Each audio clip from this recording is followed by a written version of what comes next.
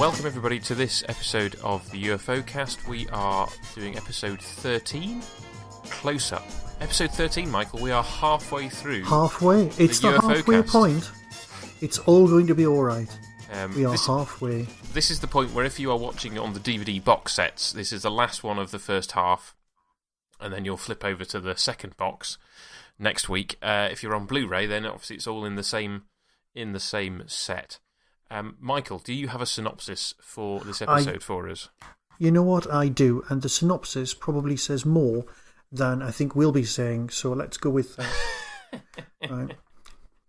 Can I just say, before we go anywhere, this, for the longest time, was the only episode of UFO I'd actually seen. So I think this was it, but we'll discuss that in a moment. Okay, here we go with the synopsis. An operation is launched to photograph the aliens' home planet by having an extremely powerful, accurate telescope track a UFO as it leaves Earth and goes home.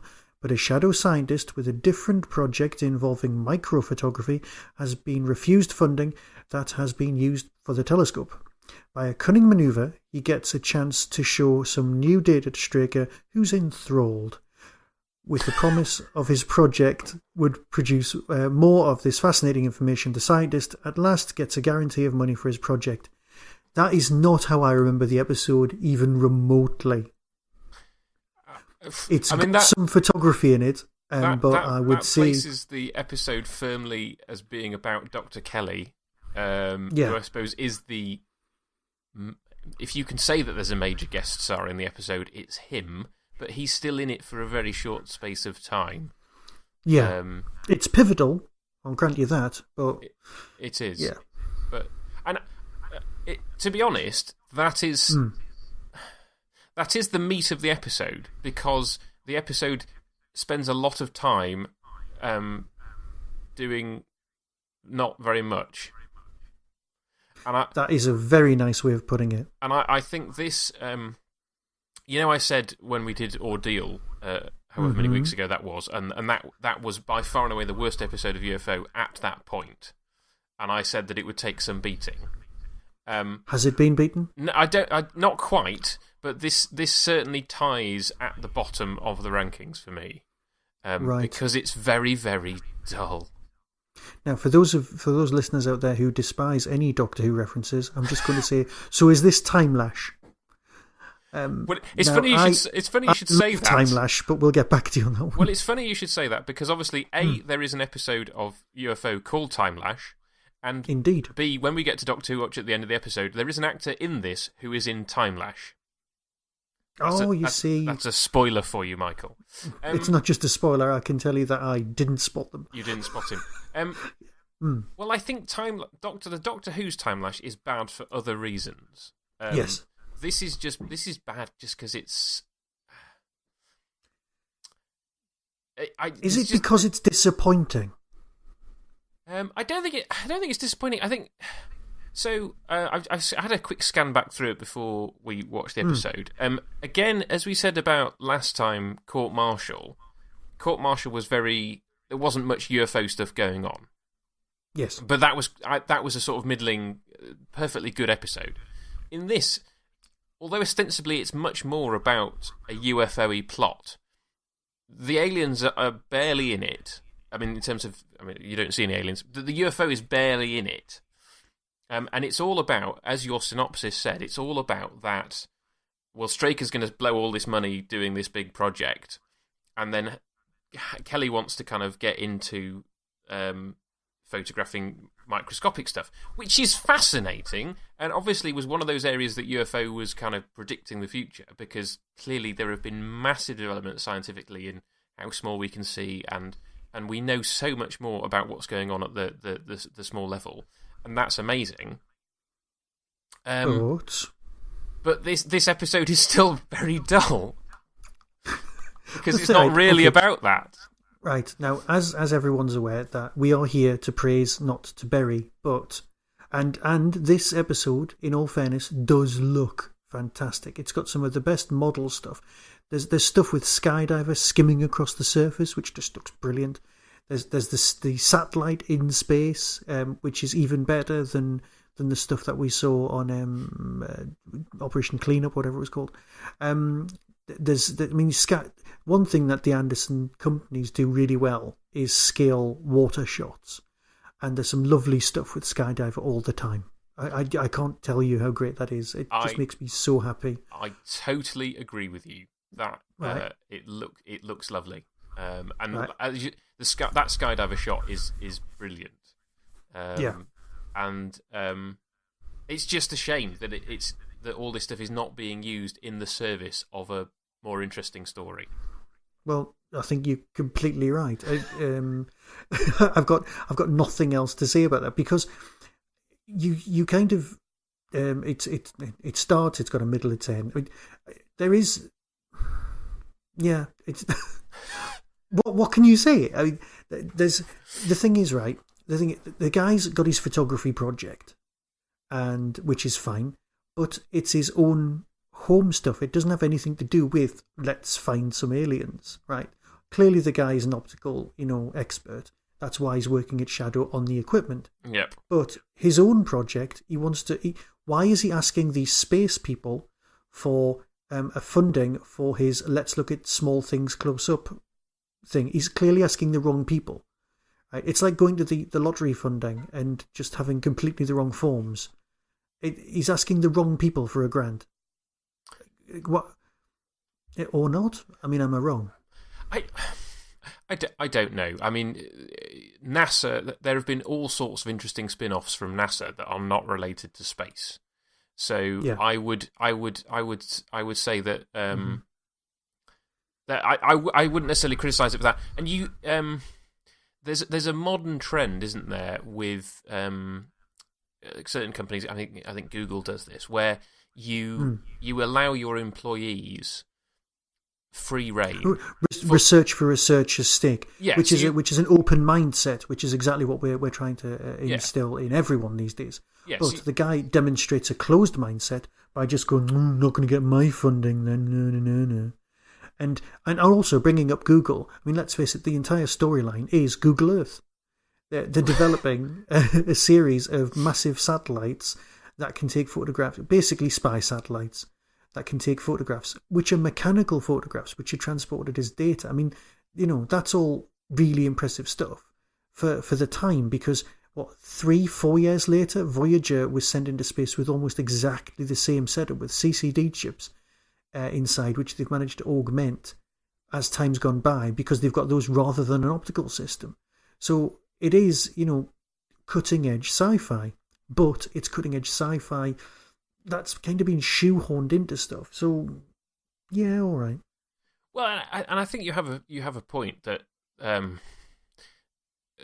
something like this may well have played very differently with its audience at the time, because these things were new, and we are both, as we said before, we're both too young to have been there at the time.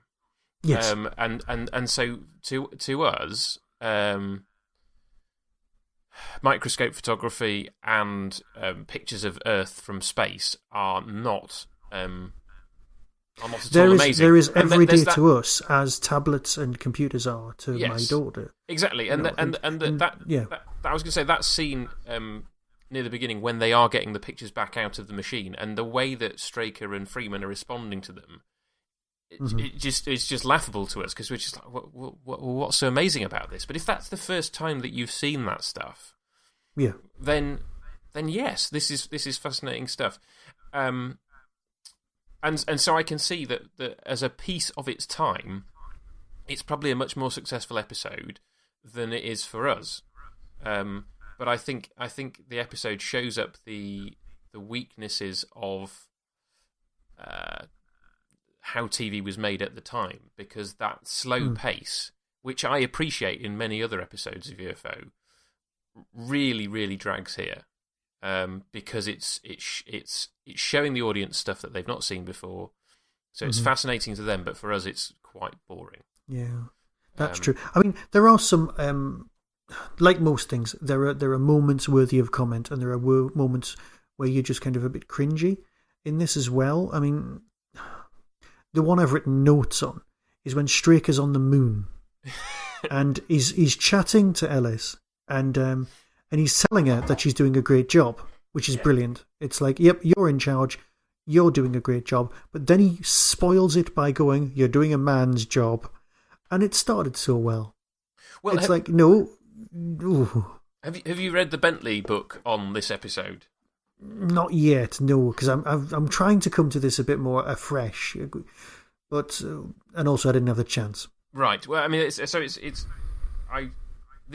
the point, because you've brought it up. This is the point to interject with that, and there was more of that stuff in the episode. More? Right, yes. Okay. There was a whole kind of series of scenes that were, I think they were filmed, and the scripts for them are in the back of the book if you're interested. I am. But there's a whole series of scenes showing her having to work that extra hard to prove herself because she's doing, quote unquote, a man's job. Yeah. It's one of those things where I go, well, part of me wishes that they hadn't cut that stuff and focused on that, because that's, in a sense, more interesting, but also at the same time, like you say, it's incredibly cringeworthy. Yeah. To us now. So I can understand the motivation, because it's that whole Ginger Rogers thing. It's like she was a better dancer than Fred Astaire because she did exactly the same as him, only backwards and in heels.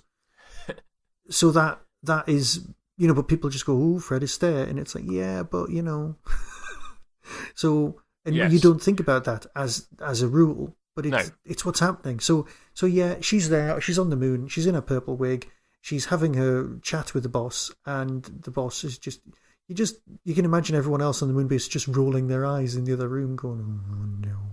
Yeah, apparently no. there was a scene of the others rolling their eyes. Apparently, you've predicted exactly. There was also something that I'd noticed more in this episode than I had before. Now, okay. I know it's because the guy's after funding, right? But, and I know this is in 1969 that it's made, but everyone's talking dollars. Yeah. There isn't a single mention of any other currency, like pounds or anything like that. No. Now, I know there's international funding involved, similarly with Confetti Check, you've got it all mentioning dollars, but with this, there's just no mention of pounds at all. And the place is definitely set in England, and it's an English bloke asking for funding. So are they implying that the pound just went and we'd end up with euro dollars, which is, I think, what was intended at the time? I think, yes, I think that is the intention. Which, again, is, I think we've talked about this before, is this whole idea of this show is being made for an American market. Yeah, and they'd get very upset if it was like, a pound of what? A pound of meat? Yes. Well, obviously Americans don't talk like that, which is fair enough. Oh, look, there's one woman in the astronomy meeting, and she's taking the notes. Yes. Yeah. Yeah. See, another thing that I didn't know from the Bentley book was that one of the commanders in Shadow was also the milk tray man. Now, do you remember the milk tray man at all? No, so this right. was revealed to me in the Bentley book as well. Right, because he's actually in one of the scenes, yeah. Yes, and he's not the greatest of actors. I quite like his character, but he's somewhat nondescript. And then you read it and realise that the milk tray man had no dialogue, and he was purely in it for his look.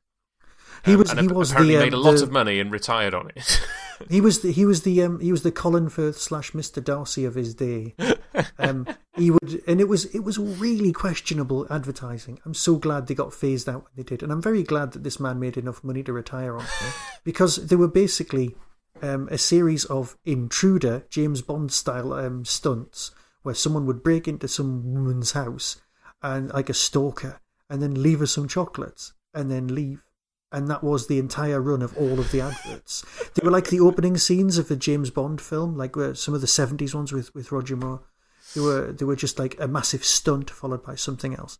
And it was just nice to go, oh yeah, it's the milk tray man. And then I realised you might not know who that is because you might have missed out. Lucky for you. No, so basically, it's I'm a whole little series bit of adverts. too young for the milk tray. Yeah. No, that's absolutely fine and completely understandable. So, right, here is the nubbin of the story. Right now, you and me are both reasonably qualified filmmakers. I've not done it for a long time, and I've forgotten quite a bit. You still do sort of serious video work as an actual career choice. Well done, you. Well, right. I wish I got to shoot drama. I mean, mostly I'm pointing a camera at somebody giving a talk. But to be fair, that is UFO.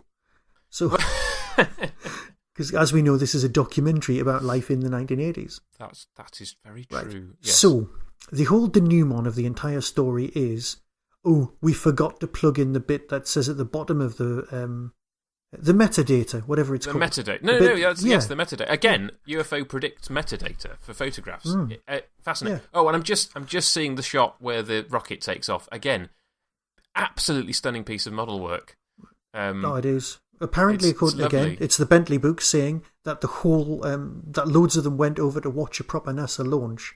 Can you imagine? Like, there'd be a load of people standing there going, right, we're going to watch this NASA launch. It's fantastic. And then there's a load of effects people in the corner going, right, count how many struts that's got. Make a note, quick. Because you know what model makers are like. They'll just be sitting there going, right, make less fins. It's not Fireball XL5. Less fins, more pointy bits, and a bit of steam and smoke, and some fuel. Everything, because it is such a great shot. I mean, it's just as good as Doppelganger, and if not better. Yep. And it's a TV program. The one bit of that scene I don't like is the guy from one of the Thunderbirds voiceovers. It's not the guy. It's another automatic speech replacement thing. Quite clearly, because the guy doing the voice is not the same as the voice. And he says, instead of saying telemetry, he says telemetry, as in the band Telemetry. And so if you watch it, you're like, why is he saying it that way? Did no one have a chance to... Clearly the guy had never come across the word before. Or maybe they didn't know. Or they didn't know. It was written down by the author. And he went, well, I don't know. It sounds like telemetry. Oh, let's go with that. So from now on, I've got this urge to call it telemetry. So the whole plot revolves around a depth of field, focus, no metadata on the letters, so we don't know what the photograph is now. It's illustrated in a remarkably sexist let's do a close-up of a girl's thigh storyline, right? Which even when I was like 8 and I saw this on the TV, I was thinking, that's not very good. Right? It's like that's an overriding memory of this episode, the first time I ever saw it, of going, that's not right. And that's how it's demonstrated that, we don't know how close it is now. Yes, there's nothing to judge it against, which is how model making works on film. Mm-hmm. You don't know how big something really is, but you can make a pretty good guess. And also, you know the settings on the camera that you put in the first place, and you know what a planet looks like.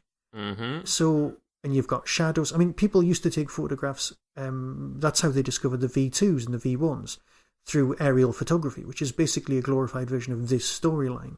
So I can see his argument saying, it's a bit out, we're not completely sure what we're looking at. But you know for a fact that the incredible camera wasn't set to take photographs of a microbe or a bit of pollen. Yes. So that's where the whole story falls down for me, and I can't let it go. I would say that that is one of the places that it falls down. There is another one. I would say a little more about that as well, in that, yes, the metadata may not have been recorded, but presumably a sequence would have been of things would have been programmed into it. Yes, good point. It's not like you've given a camera to your mum on holiday and just go, take whatever you want, and got the film back and then processed it. My God, how old am I? Film and processing. Exactly. So you'd presumably still go, okay, well, the pictures have come out in this order that they were shot in. We programmed it to photograph in this way, and then you could make some educated guesses as to what the metadata was. You can. The flip side of your argument, Michael, is to say, well, we have no context of what their planet's going to look like, and it could be truly, genuinely alien, and that actually making educated guesses about what things are is just very, very difficult. But I agree, it falls down. But the bigger issue is just, how has Earth suddenly got something that can go fast enough to follow a UFO? And secondly, why doesn't the UFO shoot it down? That is... See, I hadn't even thought of that last one. The first one, I had some sort of slipstreamy thing involved in my head. Yeah. But you're completely right. In fact, no, I remember thinking at the time, yeah, because they're meant to go percentages of the speed of light. And we don't have anything even remotely that fast. No. And it just kind of... Because I was thinking, oh, we know what direction it's gone in. It can just trundle behind. And I had images of it arriving, 30 years' time. Yes, exactly. But it takes a few months. And you see that shot as it approaches the planet with the music from Stingray, which is slightly weird. And it's clearly just been following it as you would follow somebody in a car. But I do have a solution to the problems, Michael. Tell me more, because I have a solution I have two possible solutions. Mm-hmm. One is that the aliens are fully aware of the plan and go along with it and deliberately interfere with the information being sent back. And that's why the metadata is not there, because the aliens have interfered. They plug their own USB leads in, or they radio. So that's one possible solution. The other solution, which is a little bit more devious, is that Kelly deliberately sabotaged it. I think that's implied in the narrative. And so if you take either of those as possible explanations, then the story makes a little bit more sense. And I think you're right. There's an implication. If it's a 4-month journey, then the implication that is that it's Mars. And also, surely they know where the signals are coming from, so they'd be able to at least know where the alien planet was. I don't know whether they've ever... I think it isn't part of the problem, part of the episode, is that they don't know where the alien planet is, and that's why they're sending a thing to follow it, follow a UFO. No, I think you're completely right, because let's face it, you're in space. I mean, if you're in... Because on TV shows, in cop dramas, when there's a vehicle behind you, they all go, "We're being followed," and somebody who's smarter goes, "We've been followed for the last hour," and you just go, "Hadn't noticed." Right? Do you ever think while you're driving, "I'm being followed"? Does that even come into your head, or do you just think, "Oh my God, there are some mental drivers. Why did that Audi overtake me at 120?" You think stuff like that. I occasionally think, does the person in front think I'm following them because I happen to be going in exactly the same direction? And I get relieved when they turn off and go their own way. And I'm like, no, I'm carrying on with my journey. I wasn't following you. Maybe that's just me. You're saying it as if you had to convince yourself that you weren't following them. Well, I know I'm not following them, but they might not think that. Well, yes. I think you've won Weirdo of the Day between the two of us on that one, because that is an odd way of thinking. But I can see where you come from. So anyway, right, there's this flying saucer and it's in space, and at no point, you're right, does it look behind itself and go, "I think we're being followed." Why? What makes you think that? Well, there's actually something behind us, and there's nothing else for millions of miles, and it's been behind us for ages. Keep going, he might turn off. Yes. You can imagine the conversation inside the flying saucer. There is also the whole thing of they detonate their bombs specifically to scare the UFO off and get it to fly back home, right? Yeah. And I just kind of go, well, this UFO has spent a long time getting to Earth to do its landing, kidnapping, mutilation. That's what the UFOs come for. Why doesn't it go out a bit, stop, and come back? That's true. So the only thing that really makes sense is that the aliens are in on this, or no, not in on it. The aliens know what's going on. The aliens are manipulating and deliberately allow this to happen to waste shadow resources, and then to go, ha ha ha ha ha. You didn't get any useful pictures. It would be a brilliant thing. What they do is, because imagine it's a slightly damaged UFO. It flies to Mars, which is admittedly 4 months away. Hangs around, messes with the metadata as well, and then goes, "Right, lads, you can come and pick me up on my damaged ship."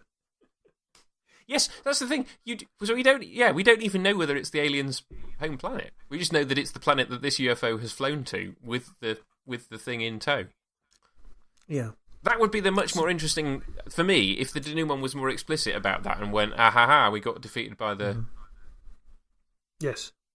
Which is kind of with the it's what Captain Scarlet does with the crystal thing, where there's that couple of episodes where they go to the moon, get the crystal, from the Mistron complex on the moon, blow it up, and they think, oh, we've got this way to communicate with the Mistrons, and the Mistrons are just like, ha ha ha, we're just going to blow it up, and you're not going to get anywhere with peace. This episode feels like this could have been the Aliens kind of version of that, where they're like, well, we're gonna let you follow us and have some advance, and then we're gonna kind of pull the rug out from under you at the end. And then the answer is no.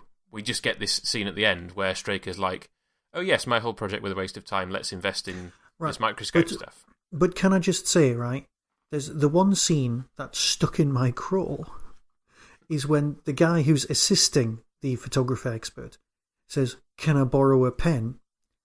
And then he does the most sarcastic, I'll just write you that check out then. And I was like, what? I've worked with you for months. Why are you being nasty? Why would you do that? I'm a perfectly nice bloke. You're just out to upset me. Well, I don't know. Maybe it's banter. It could just be banter. They've worked together closely. Banter's a terrible thing. I know it is. Really is. There are people scarred by banter left, right, and centre. I'm not the biggest fan of banter. No. So that just upset me. But luckily, can I just say Keith Ford gets to visit the moon, so everything's all right. You're still on your yay for Keith Ford. Yay, Keith Ford. I'm going to get a Keith Ford T-shirt for ShadowCon. I'm pretty sure. I think we had a comment after our last episode saying that Keith Ford's the only character who's not a git, or something to that effect. I think that is yay, Keith Ford. Or just Keith Ford rocks. That's all we need. Yeah. We should have one of those websites where we can sell T-shirts that just say that, because that would be the biggest fan. If somebody was out wearing a Keith Ford rocks T-shirt and somebody else recognised them, they'd be friends for life. You know that Clayton Hickman does all those kind of weird obscure Doctor Who T-shirts on Redbubble. Exactly, they are lovely. They are. I've got a mug with which one? I've got the Time Meddler mug with the list of. The to-do list. Yeah. Yes. Anyway, nice. Apologies to all of you who hate Doctor Who. Oh, you know what? It's fine.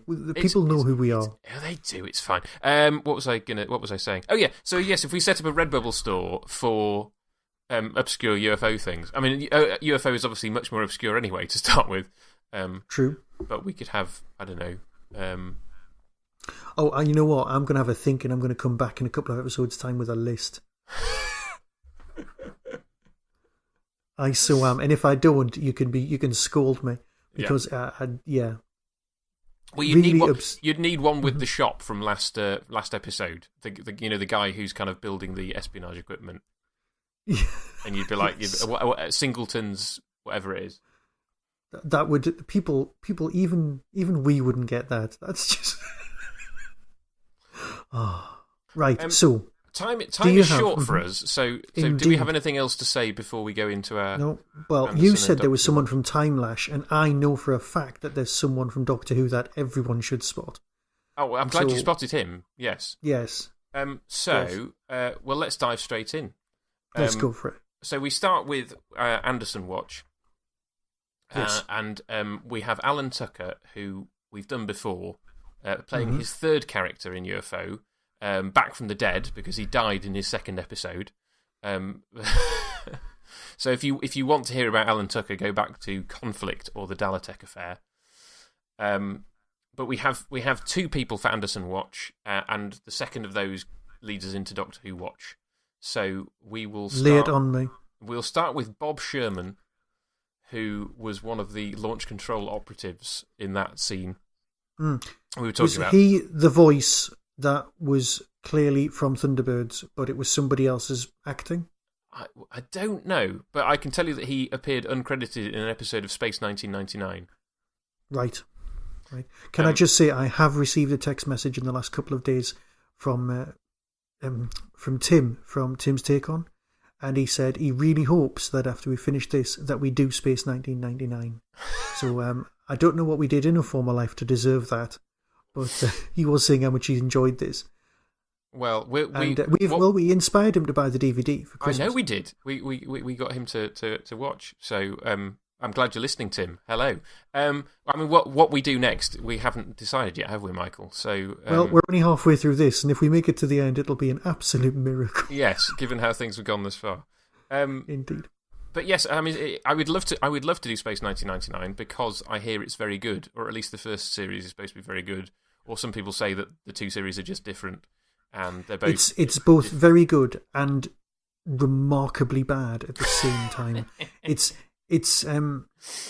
Yes, it's a thing of its own doing. It is its own creature. And you're right. Series 1 and Series 2 they're not so subtly different. Yes, but it does have one of the greatest theme tunes of all time. Oh, it does. It does. Oh, and by the way, I've just got to the scene in the episode where they're playing battleships in space. Oh, yeah. But let's move on with Anderson Watch. So there's another Anderson Watch, yes. There's another Anderson Watch, and this leads into... Because this is the person who was in Doctor Who and in another Jerry Anderson show, apart from this episode. So it's Dr. Kelly, played by Neil Hallett, and he appeared in an episode of The Protectors. So that's his other Anderson appearance. Now, can I just say, also, I've been watching The Protectors, and I'm seeing so many people from this programme. Like, it's ridiculous. Well, I mean, I suppose they were shot in reasonably the same era. What was it? The Protectors was a couple of years later, I believe. If that. Yeah. So Neil Hallett, Dr. Kelly, so the guy we've been talking about, who's the microscope photography dude. I've already told you which Doctor Who story he was in. Yes. Was he the first mail-in? He was the first mail-in. Well done. Yes. No. There's a reason. Timelash was the first Doctor Who story that I ever recorded onto Betamax video, because we got a Betamax recorder. And I recorded that one, and then the following one was the Dalek story, and then Doctor Who was off for 18 months. So for 18 months, all I had to watch was Timelash and a Dalek story, back to back. So those two stories are etched into my head. Something rotten. I adore Timelash, and nobody else does. Right, for that reason, because I watched it on a loop. So you're saying that the first and only episode of UFO you watched for ages is this one, which has Neil Hallett in, and the first episode of Doctor Who that you recorded on Betamax was Timelash, which has Neil Hallett in. Yes. So clearly, it's all about him. Although he doesn't last very long in Timelash, does he? No, not at all. He gets bumped off by the Borad and replaced by Avon from Blake 7. Avon from Blake 7, whose name has completely escaped me right now. Paul Darrow, but that's only because recently I've been listening to his biography, which is absolutely brilliant. Oh, and wouldn't it have been lovely if he'd been in UFO? Well, I'm guessing he isn't. I don't think he is. I've completely forgotten if he is. Well, hang on. This is around the same time as he was appearing as third unit soldier on the left who gets killed in episode 1 of The Cave Monsters, or whatever you want to call it. No, he makes it most of the way through the story before he gets bumped off. Well, he actually has a name.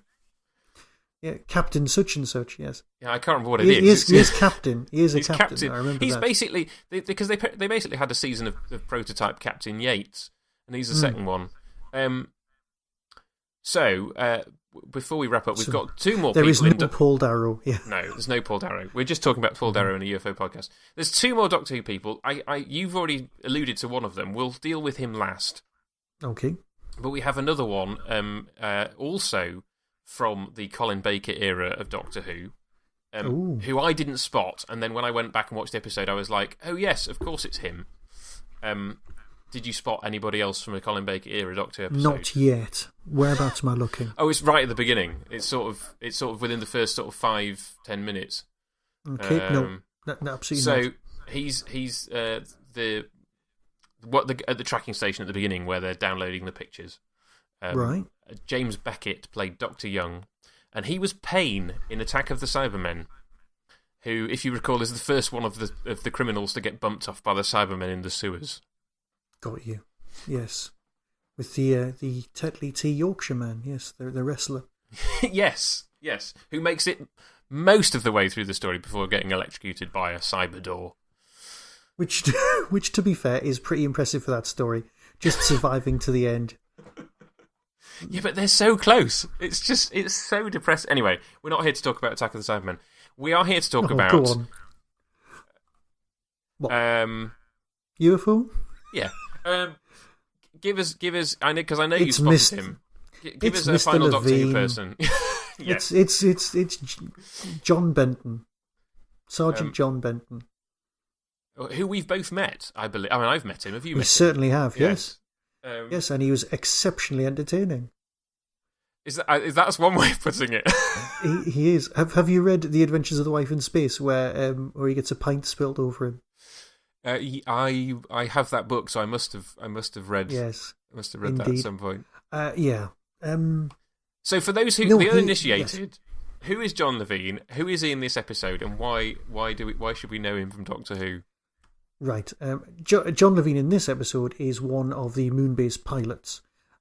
In Doctor Who, he was originally a Yeti. Yes. And everyone on the crew liked him. So they invited him back to play any part that demanded somebody tall.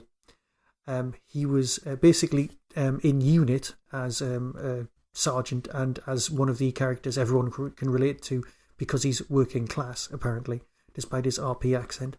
And he was basically a fixture, but he was always just called Benton. He wasn't called John Benton, I think, until some spin-off media, and then eventually they've called him that in the Big Finish unit stuff. And he's back playing good old Benton. He did one standalone story, which he didn't personally enjoy doing, but they've invited him back and he does the group ones. And you can tell the bit where he's being John Levine and where he crosses over into being Benton. You can kind of... He might not be the world's greatest actor, but he is one of the world's most beloved actors.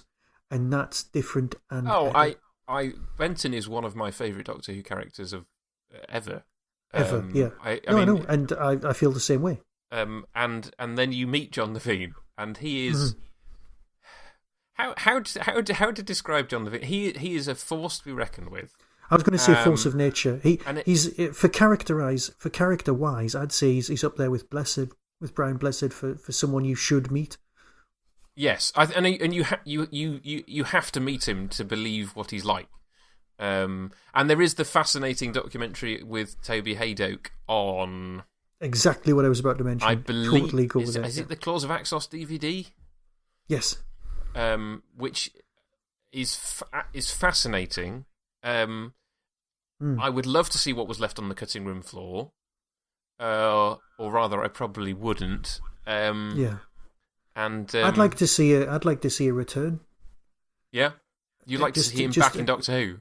I'd like to see him back in Doctor Who. I mean, when I listened to the last Unit Big Finish box set with him in, I smiled all the way through that. It was just lovely, and hearing him and the new Unit crew, with Osgood and just all of them was just bliss. It was fan service, I'll grant you that. But you know what? When you know you're being serviced well, you don't mind. Very true. I need to leave it there. I really do. But yeah. So anyway, we all adore, love, and respect the man. And if ever anybody out there gets a chance to, right, I've just my episode's on play and it's on a loop, and the spaceship is now following the tracking telescope has just lit up a very small firework, and it is pursuing at the speed of a very, very slow thing. And the UFO's just shot across the screen. It's not going to be able to go. There's a thing about travelling in space in arcs. Do you know about this one? Because full of people that need to be defrosted in several thousand years. No, I know. You mean ARC? Yes. Arc. In the shape an arc. Yes. Because you can't travel in a straight line. Because you can aim at something, but you always veer off slightly. So if you're going from A to B, and B is a very big distance, you have to go from A to a little bit further along, and then work out where you are, and then recalibrate your things, and then target yourself again, and then start again. And you keep travelling in curves so that you eventually get there. Yes, you have to aim at where the thing is going to be when you get to it, not where it is right now. Yeah, but also so it's the act of trying snooker. To travel in a straight line. It's less snooker and more crown green bowls. Well, I think that's the possible. That is the English space agency's definition there. That is why we, the British, should go into space. We have this wonderful book for my daughter called General Relativity for Babies, which I read to her at bedtime reasonably frequently. And it has this whole thing about this is mass, this is flat space, this is a particle. It's trying to go here in a straight line across the space, and it's like it can't go in this way. It has to go the shortest distance through curved space, and so it has to travel in a curve through the space-time plane. And I don't understand it, and I'm trying to. I don't understand the baby level of it. I sort of vaguely understand the baby level of it. Anyway, that was an interesting digression. Not really, because no, I'm saying it was indeed, because I was just thinking that sounds like a fantastic book, and I wish I had a copy.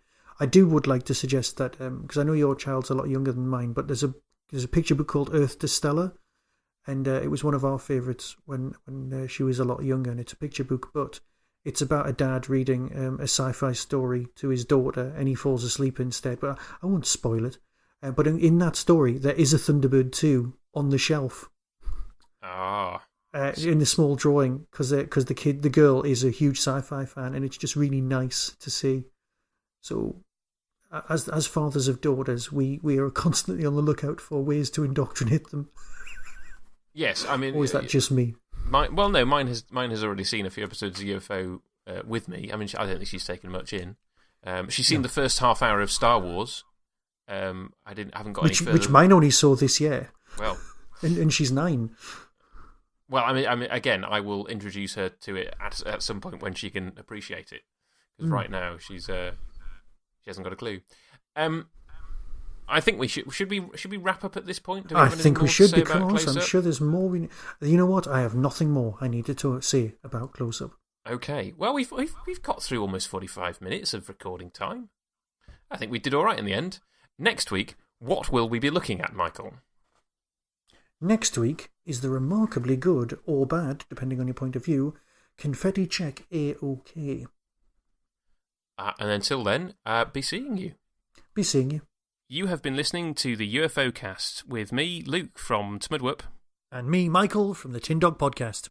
Please get in touch with the show. Let us know what you think and any feedback you might have. ufocast@yahoo.com. Or on Twitter at UFO_cast. Available on Stitcher and iTunes.